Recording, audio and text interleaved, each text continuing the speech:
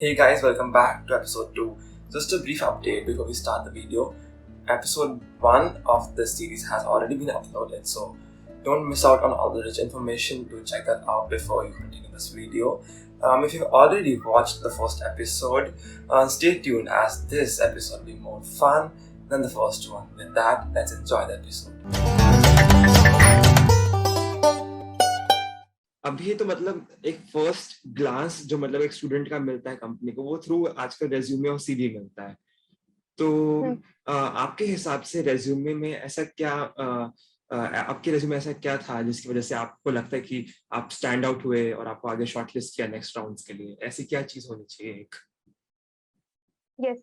तो सबसे इम्पोर्टेंट क्या है ना कि आप रेज्यूमे जो बनाते हो तो लेटेक्स पेज में बनाओ। क्योंकि लेटेक्स का जो होता है ना, अगर आप एक वर्ड का रेज्यूमे और लेटेक्स का रेज्यूमे में आप कंपेयर करोगे ना, तो आपको खुद पता चलेगा कि कितना सुंदर वो रेज्यूमे दिखता है। एंड ऑफ कोर्स अगर आपके सामने कोई ऐसा आ रहा है रेज्यूमे जो बहुत आई कैचिंग है, तो आप ऑफ कोर्स उसको ज्यादा ध्यान से देखने की कोशिश करोगे। ये ज्यादा इंपॉर्टेंट होता है। प्लस बहुत सारी कंपनीज में क्या होती है, कीवर्ड एक्सट्रैक्ट किया जाता है रेज्यूमे से। तो इसके लिए वो लोग का एल्गोरिथम कुछ होता है रेज्यूमे शॉर्टलिस्ट करने का। तो इसमें वर्ड के रेज्यूमे है, तो यहाँ पे टेक्स्ट एक्सट्रैक्शन बहुत अच्छे से होता है। ऐसा मुझे एक सीनियर बताए थे। तो अब यहाँ पे ये भी इम्पोर्टेंट होता है। सो लैटेक्स पे रेज्यूमे तो बनाओ ही बनाओ। दूसरी क्या होता है कि अभी आज के टाइम में कंपनीज क्या कर रही है, डाटा स्ट्रक्चर एल्गोरिथम पे बहुत ही ज्यादा इसको इम्पोर्टेंस दे रही है। तो अगर आपके पास कोई ज्यादा बड़ा अचीवमेंट नहीं है, लाइक आप कभी रैंकर नहीं बने हो, कभी एक अच्छा रैंक नहीं आया है, तो कुछ ना कुछ आप डीएसए के से रिलेटेड लिख ही दो रेज्यूमे में। कुछ नहीं है ना, तो बस ये लिख दो नंबर ऑफ क्वेश्चन कितना सॉल्व किए हो। ये एक बहुत ही इंपॉर्टेंट है। लाइक कुछ तो कुछ होना चाहिए ना। जैसे कि इंटरव्यू आपका पूरा डीएसए बेस्ड होगा, तो इंटरव्यूअर को इंटरव्यू देने से पहले तो आपको आपके रिज्यूमे में कुछ ऐसा दिखना चाहिए ना कि ये स्टूडेंट इंटरव्यू क्रैक कर पाएगा। क्योंकि किसी भी कंपनी के लिए ना, किसी स्टूडेंट को हायर करना बहुत ही एक्सपेंसिव प्रोसेस होती है। ऐसा नहीं है कि कंपनी यूं ही रिजेक्ट की जा रही है, इसमें कंपनी का भी लॉस हो रहा है। तो इसीलिए डीएसए से रिलेटेड कुछ ना कुछ रेज्यूमे में डाल ही दो। कुछ नहीं है तो नंबर ऑफ क्वेश्चन कितना सॉल्व किए हो यही डाल दो। ओके, मतलब ये मुझे भी नहीं पता था, मतलब मेरे लिए भी काफी लर्निंग ये पॉइंट है बहुत यहाँ पे। इंपॉर्टेंट हो रही है। एंड आल्सो लाइक एंड हाँ, ये बहुत सारी कंपनीज में के जो एम्प्लॉय है ना, उनसे आप पूछो कि आपके रिज्यूमे में क्या कमियां है। क्योंकि मैं ये जो मैं बताई हूँ ना कि डीएसए से रिलेटेड कुछ डालो, ये मैं अपने एक गूगल के सीनियर से पूछी थी, मतलब जो गूगल में अभी काम कर रहे हैं। और उन्होंने ये बताया था कि गूगल तुम्हारा जब 5 राउंड ले रहा है डीएसए बेस्ड, एंड तुम्हारे रिज्यूमे में कुछ भी डीएसए से रिलेटेड नहीं है, तो कुछ तो डालो। ओके, हाँ, यही मतलब वो है। एक पॉइंट मिल जाता है उसको कि मतलब किस हाँ, बेसिस पे आपका इंटरव्यू ले और आप उसको जान सकता है आपको क्या आता है क्या नहीं। ये बहुत इंपॉर्टेंट होती है। एंड प्लस आप लिंक भी डालो, क्योंकि अगर जैसे कि मैं अपना कोर्सशिप प्रोफाइल डाली हुई हूँ, तो अगर मैं बोलूंगी कि चलो मैं कोर्सशिप पे 4 स्टार हूँ, तो वो जाके देख सकेंगे। लेकिन अगर मैं कोर्सशिप प्रोफाइल डालू ही नहीं वहां पे, तो मैं अगर 6 स्टार भी बोल दूंगी तो कैसे वो चेक करेंगे कि हम 6 स्टार है या नहीं है। तो यही है कि लिंक जरूर डालना होता है प्रोफाइल का। ओके। और रेज्यूमे में और मतलब ऐसे सेक्शंस होते हैं, प्रोजेक्ट, इंटर्नशिप, अचीवमेंट, तो कौन से वाले सेक्शन पे मतलब ज्यादा फोकस करना चाहिए? एज ऑफ नाउ तो अगर आपके पास इंटर्नशिप एक अच्छा इंटर्नशिप है, तो आप इंटर्नशिप पे फोकस करो। प्लस अगर आप एचडी के लिए अप्लाई कर रहे हो ना, स्टूडेंट्स का देखते हैं कि एचडी के लिए अप्लाई कर रहे हैं और उनका पूरा लिस्ट भरा हुआ है एमएल के प्रोजेक्ट से। क्योंकि ये मोस्ट ऑफ द केस में क्या होता है ना, एमएल का प्रोजेक्ट बनाना इजी होता है। तो स्टूडेंट क्या करते हैं, एमएल का प्रोजेक्ट डालते जाते हैं। तो यही होता है कि अगर आप एचडी के लिए अप्लाई कर रहे हो, आपसे एमएल का कोई क्वेश्चन पूछा ही नहीं जाएगा वहां पे, तो आप एमएल से रिलेटेड प्रोजेक्ट क्यों डाले हो। हाँ, एक डालना सही है, लेकिन पूरा लिस्ट नहीं डालना है उसका। तो डेवलपमेंट का एक प्रोजेक्ट होना चाहिए, एक एमएल का भी डाल दो, कोई फर्क नहीं पड़ता है अगर डेवलपमेंट है तो। इंटर्नशिप होनी चाहिए, अगर इंटर्नशिप किए हो तो। नहीं किए हो तो कोई फर्क नहीं पड़ता, इंटर्नशिप नहीं किए छोड़ दो। प्लस आपको अचीवमेंट सेक्शन में आपको डालना होगा, डीएसए से रिलेटेड कुछ ना कुछ अचीवमेंट वहां पे डाल दो। ओके। सो ये अचीवमेंट सेक्शन को खाली नहीं छोड़ना है, ये बहुत इंपॉर्टेंट है। अचीवमेंट है, फिर ये नहीं डालना है कि मैं फुटबॉल चैंपियन रही हूँ। सो ऑफ कोर्स ये कंपनी आपसे ये नहीं उम्मीद कर रही है, लाइक उनको ये नहीं चाहिए, उनको एक फुटबॉल चैंपियन नहीं चाहिए। बट अगर आपका रिज्यूमे बहुत ही ब्लैंक सा दिख रहा है, मतलब कुछ भी नहीं है डालने को, तो यहाँ पे डाल सकते हो कि आप कैप्टन रहे हो फुटबॉल के। मतलब एक तरह से मैं ये बताना चाह रही हूँ कि अगर आपके रेज्यूमे में बिल्कुल खाली है, बिल्कुल ब्लैंक है, तो तब आप डालो। लेकिन अगर आपके रेज्यूमे में डालने के लिए कंटेंट है तो रेलिवेंट कंटेंट ही डालो, मतलब कुछ भी फालतू का नहीं डालो। ओके। और मतलब जैसे कि आपने बहुत सारे हैकाथॉन्स किए हैं, तो इसका कुछ आपको बेनिफिट होता है इंटरव्यूज में? और किसी ने अगर हैकाथॉन एक्सपीरियंस ना किया हो तो उसको कुछ मतलब डिसएडवांटेज रहेगा, उसको करना चाहिए? How important is hackathon? Disadvantage तो नहीं रहेगा, ये तो मैं बोल रही हूँ कि अगर नहीं कोई किया तो डिसएडवांटेज नहीं रहेगा। एडवांटेज क्या मिलता है? फर्स्ट एडवांटेज ये मिलता है कि आपको लिखने के लिए कुछ तो मिल रहा है, आपका पेज ब्लैंक नहीं दिखेगा। सो ये एक एडवांटेज है। दूसरा एडवांटेज है कि हैकाथॉन के लिए क्या होता है ना कि आपको रियल लाइफ प्रॉब्लम मिलता है, किसी कंपनी का ये प्रॉब्लम है, आप ये लो और सॉल्व करो। तो ये एक अच्छा प्रोजेक्ट है। जैसे कि मेरे रेज्यूमे में आप देखोगे कि मेरा जो प्रोजेक्ट है ना, वो मैं हैकाथॉन में जो पार्ट ली थी, वहां पे जो प्रोजेक्ट बनाई थी, वही मेरे प्रोजेक्ट सेक्शन में है। तो ओके। इससे क्या होता है ना कि आप लिस्ट टाइम में रियल लाइफ प्रॉब्लम पे वर्क करके एक मेंटर के गाइडेंस के अंदर आपको एक प्रोजेक्ट बना सकते हो, क्योंकि मोस्ट ऑफ द हैकाथॉन में मेंटर प्रोवाइड करते हैं, जो भी कंपनी का वो हैकाथॉन होता है वो। तो हैकाथॉन का बेनिफिट्स बहुत है। लेकिन अगर कोई हैकाथॉन नहीं दिया है, नहीं कोई भी हैकाथॉन में पार्टिसिपेट किए हैं, तो उनसे कुछ उनका कुछ लॉस तो नहीं होगा, लेकिन पार्टिसिपेट करना चाहिए हैकाथॉन्स ओके। में। और मतलब हमारे कॉलेजेस में भी हम मतलब सब्जेक्ट्स के अंदर, कॉलेज कोर्स के अंदर बहुत सारे मतलब मिनी प्रोजेक्ट्स करते हैं, जो एक सेमेस्टर प्रोजेक्ट्स होते हैं। तो वो हमें इंक्लूड करना चाहिए, या फिर जो हमारे एक मेजर प्रोजेक्ट्स होते हैं, मतलब जो बड़े एक दो प्रोजेक्ट्स में हमने जो काम किया होता है, या वो ही डालना चाहिए? बेसिक हमें क्या करना है ना कि 1 पेज का बस रिज्यूमे बनाना है। हम्म। तो जो भी आपके प्रायोरिटी में टॉप पे है, उसे पहले डाल दो। स्पेस बच रहा है तो वो भी डाल दो। स्पेस नहीं बच रहा है तो ये नहीं करना कि फ़ॉन्ट साइज़ छोटा कर दिए और डालते जा रहे। एक अच्छा विजिबल हम्म। रिज्यूमे रहना चाहिए। एंड प्लस उसमें अगर स्पेस बच रहा है तो डाल दो, नहीं बच रहा है तो मत डालो। एंड जो टॉप प्रायोरिटी में जो आपका बेस्ट प्रोजेक्ट है आपकी लाइफ का, वो सबसे पहले डालो। एंड हाँ, अगर आप एचडी के लिए अप्लाई कर रहे हो, अगर आपका बेस्ट प्रोजेक्ट एमएल का है, तो आपका जो एचडी का बेस्ट प्रोजेक्ट है, मतलब सॉफ्टवेयर डेवलपमेंट फील्ड का जो बेस्ट प्रोजेक्ट है, वो डालो पहले। ओके, तो पहले मतलब जो आप जिसमें अप्लाई करो उसके स्पेसिफिक पहले होना चाहिए। यस। ओके। और आपने अभी जैसे मेंशन किया था, आपने टीसीएस, एनसीआर जैसे बड़ी कंपनीज में भी इंटर्नशिप की है। तो आप हमारे व्यूअर्स को बताइए कि उन स्पेसिफिक कंपनीज में आपका कैसा लर्निंग प्रोसेस था, आपका इंटर्नशिप एक्सपीरियंस कैसा था, आपका ओवरऑल आपने कैसे आप ग्रो किया उसमें? तो और मैं फर्स्ट टीसीएस से स्टार्ट करती हूँ। हम्म। सो टीसीएस मेरे लिए, मेरी लाइफ में ना एक बहुत ही ज्यादा इम्पोर्टेंस है टीसीएस का, क्योंकि मुझे टीसीएस उस टाइम में मिला था ना, जिस समय मुझे कोई भी इंटर्नशिप नहीं मिल रहा था। तो भले ही मेरे लिए वो फ्री इंटर्नशिप था, कोई मतलब कुछ भी पेड नहीं किया गया था मेरे इंटर्नशिप के टाइम में, कोई स्टाइपेंड नहीं था, लेकिन एक बहुत ही ज्यादा इम्पोर्टेंस था।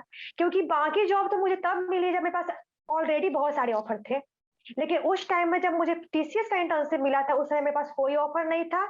इनफैक्ट मुझे कोई इंटर्नशिप नहीं मिला था उस टाइम में मिला था। तो इसलिए टीसीएस के लिए रिस्पेक्ट है मेरे मन में। सो ये मेन इंपॉर्टेंट है। लाइक बहुत लोग कहते हैं कि टीसीएस में इंटर्नशिप किए हो तो इतना क्यों शौक कर रहे हो? मतलब ये होता है कि होता है, सक्सेस सबके लिए डिफरेंट सक्सेस होता है। मेरे लिए वो बहुत बड़ी सक्सेस थी।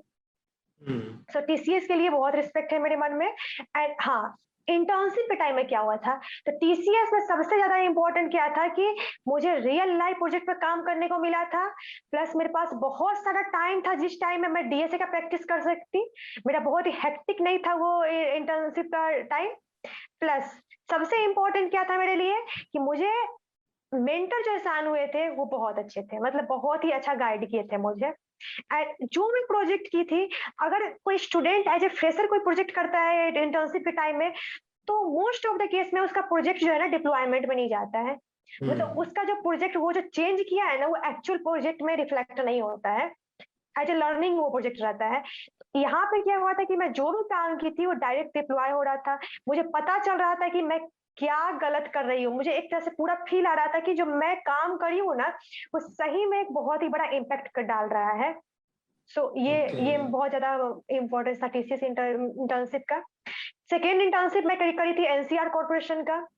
सो ये भी बहुत अच्छा, मेरे लिए बहुत ही बड़ा इंटर्नशिप था, क्योंकि यहाँ पे क्या था ना कि मुझे इंटर्नशिप के टाइम में पूरा लर्निंग एक्सपीरियंस मिला था, plus work life balance. NCR एक ऐसी कंपनी है जहाँ पे बेस्ट वर्क लाइफ बैलेंस है, मतलब बहुत ही कम काम है वहाँ पे, प्लस जो है वो जो काम साइन होता है उससे बहुत ही अच्छा लर्निंग होता है।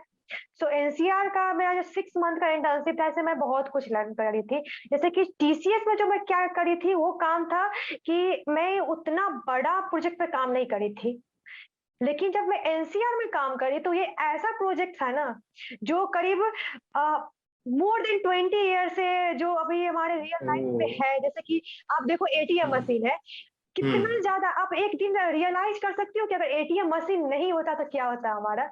फिर वो बैंक में वो लंबी लाइन लगनी पड़ती, पेपर भरना पड़ता, कितना बड़ा मुश्किल हो जाता हमारा है, लाइफ, हाँ। वही ना, कितना मुश्किल हो जाता है और कितना ज्यादा इम्पोर्टेंस है एटीएम का हुँ, हमारे लाइफ में।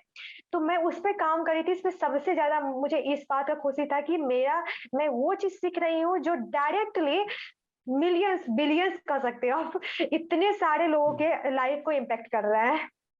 सो ये ज़्यादा इम्पोर्टेंट था एनसीआर में, क्योंकि एनसीआर काफ़ी अच्छी कंपनी है। यहाँ पे प्रोजेक्ट काफ़ी अच्छा है, प्रोजेक्ट है, मतलब बहुत ही स्केल्ड प्रोजेक्ट है, बहुत ही लार्ज स्केल में जो काम होता है वो ऐसा होता है यहाँ पे।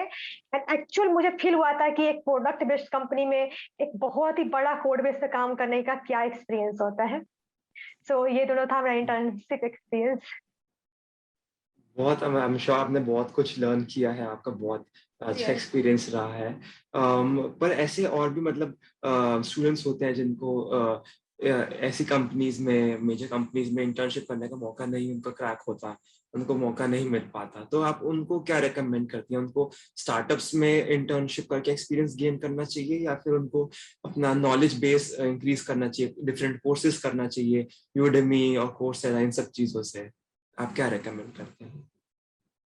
मैं बस एक रिकमेंडेशन देना चाहती हूँ। मेन क्या होता है ना कि अगर आपको एक किसी भी कंपनी में अगर आपको जाना है, तो आपको उसका ऑनलाइन टेस्ट क्वालीफाई करना होगा। तो हुँ, अगर आप कैपेबल हो ऑनलाइन टेस्ट क्वालीफाई करने के लिए, मतलब आपको उतना डीएसए, सीपी या जो भी कुछ इतना आता है कि आप मोर देन 50% कंपनी का भी अगर आप ऑनलाइन टेस्ट क्वालीफाई कर सकते हो, तो आप इंटर्नशिप ये सब पे ध्यान दो। और कोर्सेज़ ये सब पे मतलब यूडेमी ये सब पे मैं उतना नहीं कभी करी हूँ, इस पे कुछ कमेंट नहीं कर सकती मैं। जो भी सीखी हूँ रियल लाइफ प्रोजेक्ट पे काम करके सीखी हूँ। नहीं तो मैं जो भी लैंग्वेज या कुछ भी करती हूँ ना, तो मैं डायरेक्ट उसका डॉक्यूमेंटेशन देखती हूँ। मैं कोई कोर्स में, जैसे मैं अभी रिएक्ट पे काम कर रही हूँ, कुछ भी प्रॉब्लम होता है रिएक्ट का डॉक्यूमेंटेशन देखती हूँ। मैं कभी कोर्स ये सब कभी नहीं करी हूँ, कोई भी कोर्स। ओके, तो ये ओके। इसमें मैं कुछ भी कमेंट नहीं कर सकती हुँ, हूँ। तो यही होता है कि अगर आप ऑनलाइन टेस्ट क्वालीफाई कर सकते हो किसी कंपनी का, तो आपको ये स्टार्टअप ये सब में इंटर्नशिप कर लो, या फिर वैसे स्टार्टअप में इंटर्नशिप करो जो कि आपका लाइक जो कि आपको जॉब दे रहा है और जो जॉब आप चाहते हो। लाइक अगर आप चाहते हो कि मुझे ये जॉब मिले एंड वो स्टार्टअप कंप्लीट करने के बाद आपको वो जॉब मिल रहा है, मतलब आपको जॉब मिल सकता है, तो हुँ, आपको स्टार्टअप पे करना चाहिए। लेकिन ऐसे नहीं करना चाहिए कि नहीं मेरा ड्रीम तो है अलग कंपनी, कोई दूसरी कंपनी ड्रीम है, इसमें मैं बस इसलिए स्टार्टअप कर रहा हूँ या कर रही हूँ ताकि मुझे एक मेरे रेज्यूमे में एक एज मिलेगा। तो उससे हुँ। ज्यादा इम्पोर्टेंट क्या है ना कि आप डीएसए अच्छा करो, कंप्यूटर प्रोग्रामिंग अच्छा करो, या पहला फोकस आपको करना चाहिए कि आपका इंटरव्यू क्लियर हो प्लस आपका ऑनलाइन टेस्ट क्लियर हो। क्योंकि मैं देखती हूँ कि बहुत सारे स्टूडेंट का ऑनलाइन टेस्ट क्लियर नहीं होता है हुँ, और उनके पास बहुत सारा अचीवमेंट है। ऐसा बात नहीं कि वो डेवलपमेंट उनका अच्छा नहीं है, बहुत अच्छा डेवलपमेंट है उनका, लेकिन ऑनलाइन टेस्ट क्लियर नहीं होता है। आज के टाइम में और इसका लेवल अप होते जा रहा है डे बाय डे। तो ये ज़्यादा हुँ। इम्पोर्टेंट है। अगर आप कर सकते हो क्लियर, आपका उतना लेवल अचीव हो चुका है, तब आप इंटर्नशिप करो। ऑफ कोर्स इंटर्नशिप करने का बहुत बेनिफिट है। ऑल्सो मतलब इंटर्नशिप में एक और चीज़ बहुत इम्पोर्टेंट होती है कि अपनी ये इंटर्नशिप अपॉर्च्युनिटी को पीपीओ में कन्वर्ट करना है, एक पीपीओ लेके आना है। यस। तो आपने वो कैसे किया पीपीओ लेना? आप कैसे मतलब उसका प्रिपरेशन और उसको कैसे आपने हासिल किया? एनी फीडबैक जो आप देना चाहें या जो आपको मिला हो अपने सुपरवाइज़र से कंपनीज़ में, जो आप अपने हमारे व्यूअर्स के साथ शेयर करना चाहें? तो एक्चुअली पीपीओ का जब बात आती है तो मैं जो टीसीएस में इंटर्नशिप करी थी, तो हुँ, उस समय मुझे ये था कि मुझे पीपीओ लेना है, क्योंकि जब मैं एनसीआर में इंटर्नशिप की थी तो यहाँ पे मुझे पीपीओ पहले ही मिल चुका था। Internship okay. As a training था हुँ, ये। तो टीसीएस में क्या हुआ था कि मुझे पीपीओ लेना था, इसलिए मैं बहुत वेस्ट दी थी अपना। प्लस जो भी काम करती थी उससे मैं अपने मैनेजर को, जब मेरा मीटिंग होता था तो उसमें मैं अपना पूरा भी बताती थी कि मैं ये काम करी हूँ। मतलब जब ऐसा नहीं हो कि आप पूरा काम कर रहे हो और जब आपसे मैनेजर पूछे कि आप क्या काम कर रहे हो तो आप कुछ बता ही नहीं पा रहे हो। तो ये होता था। तो इससे मुझे टीसीएस से मतलब पीपीओ मिल मतलब एक तरह से मिल गया था, लेकिन उससे पहले मेरे पास एक बेटर अपॉर्चुनिटी आ गई थी, तो वो मैं कंसिडर नहीं करी थी। ओके। एंड अभी आप वॉलमार्ट में काम कर रही हैं, सो उसका कैसा प्रोसेस रहा है, उसको थोड़ा इन डिटेल में आप बता सकते हैं? मतलब जो लोग अभी फ्यूचर में अप्लाई करने चाह रहे हैं या फिर जो अप्लाई करने के लिए यस। सोच रहे हैं वॉलमार्ट में, तो उसका प्रोसेस थोड़ा इन डिटेल, कैसे राउंड्स थे और क्या आपने उनको कैसे क्लियर किया, कैसे क्लियर करना चाहिए? तो राउंड्स मेन में क्या बताना चाह रही हूँ ना कि किसी भी पर्टिकुलर कंपनी के लिए प्रिपरेशन नहीं करना चाहिए, क्योंकि मेरे हमारे माइंड में क्या होता है ना कि हमें वही कंपनी में जाना है, वही कंपनी में जाना है, तो ये नहीं करना चाहिए। तो मैं कभी वॉलमार्ट के लिए प्रिपरेशन नहीं करी थी, मैं कभी अमेजोन के लिए प्रिपरेशन नहीं करी थी। मैं बस करी थी डीएसएल को, computer fundamental, system designing end of course competitive programming भी थोड़ा बहुत करी थी मैं। मतलब ज्यादा मेरा कम्पिटिटिव प्रोग्रामिंग बहुत ही टॉप लेवल का नहीं था, लेकिन मैं करी थी। मतलब क्वेश्चन में बहुत प्रैक्टिस करी हूँ। एंड क्वेश्चन प्रैक्टिस करने से क्या होता है ना कि आप ऑनलाइन टेस्ट में क्या होता है ना कि बहुत ही ज्यादा वेरिएशन रहता है वही सब क्वेश्चन का, तो तुरंत आपको क्लिक करेगा। तो यही समय करी थी। वॉलमार्ट का भी वैसे ही एग्जाम हुआ था। एग्जाम क्लियर करने के बाद रेज्यूमे सिलेक्शन हुआ था। उसके बाद इंटरव्यूज हुआ था। इंटरव्यूज में भी फर्स्ट राउंड था जिसमें कंप्यूटर फंडामेंटल ओनली पूछा गया था। सेकेंड राउंड में डीएसएल को था प्लस एसक्यूएल क्यूरीज था, मतलब माई एसक्यूएल जो क्यूरी होता है वो सब था। एंड थर्ड राउंड जो था मेरा मैनेजरियल राउंड था, जिसमें कि मेरे से इंटर्नशिप एक्सपीरियंस पूरा पूछा गया था कि आप इंटर्नशिप में क्या काम कर रहे थे, जो स्टेक मैं बोली थी इससे डिटेल क्वेश्चन पूछा गया था मेरे से। So that's all. यही मतलब ये मैं बस अपना वॉलमार्ट का इंटरव्यू एक्सपीरियंस नहीं बता रही हूँ, मोस्ट ऑफ द कंपनी में यही होता है। कंप्यूटर फंडामेंटल, डीएसएल को, system designing and managerial question जिसमें आपसे प्रोजेक्ट का क्वेश्चन पूछा जाएगा, प्लस ये इंटर्नशिप का क्वेश्चन पूछा जाएगा। Okay, got it.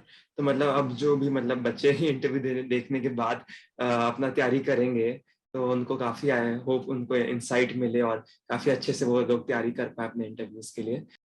तो इसी के साथ हम अपने इंटरव्यू के एंड में आ गए हैं। तो आपकी तरफ से कुछ एडवाइस, लास्ट एडवाइस, डूज या डोंट्स, जो अभी शुरू कर रहे हैं अपना इंजीनियरिंग करियर, और उनको क्या करना चाहिए अपना आगे लाइफ में बढ़ने के लिए? तो जो स्टूडेंट अभी इंजीनियरिंग करियर जस्ट स्टार्ट कर रहे हैं, तो उनको मैं एडवाइस करूंगी कि अगर आपको कंप्यूटर साइंस डोमेन में जॉब लेना है, जैसे सॉफ्टवेयर डोमेन में जॉब लेना है, तो आप फुल कॉलेज लाइफ एंजॉय करो, लेकिन आप एक फिक्स टाइम रखो कि आपको इतना देर ट्राई करना। लाइक आप फर्स्ट ईयर में हो ना, अभी से ही आप प्रिपरेशन करना स्टार्ट कर दो। मैं तो यही बोलूंगी। बहुत लोग बोलते हैं फर्स्ट ईयर एंजॉय करो, हाँ करो एंजॉय। आप कितना भी एंजॉय करोगे ना, आप दिन के 4-5 घंटे निकाल सकते हो प्रैक्टिस के लिए।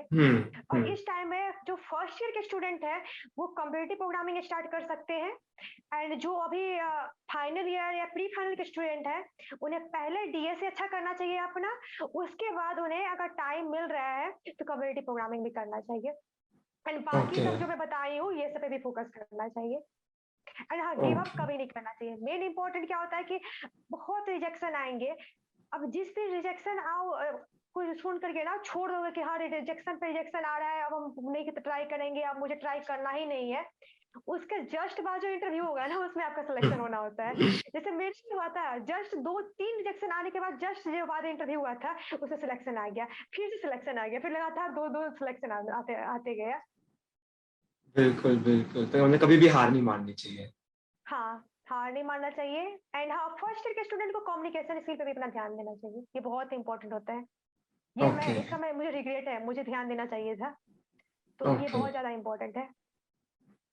आई रियली फील, मतलब बहुत लोग जो देख रहे हैं उनको कुछ ना कुछ इससे सीखने को मिला होगा, वो कुछ अपना अप्लाई कर पाएंगे अपनी लाइफ में, और उनको बहुत अच्छा होगा। थैंक यू सो मच आपको टाइम निकालने के लिए, हमारे साथ आने के लिए, अपना एक्सपीरियंस शेयर करने के लिए। So that was it from our side. Hope you guys learned and took notes. This was our little attempt to bring to you the knowledge from the industry experts who are really working in the industry, and to bring about their experience to you so that it can help you in your own life. And I'll be dropping down the link to her YouTube channel and on the social media down in the description box. Also, my YouTube link would be there in the description box to check it out. Also, comment section में बताइए कि आपको और आगे next किस topic पे videos देखना है. वील मेक श्योर हम उस टॉपिक को भी हम कवर करें. एंड अगर आपको वीडियो पसंद आया तो like, share and comment. Until next time, see you. Signing off, Priyank Arora.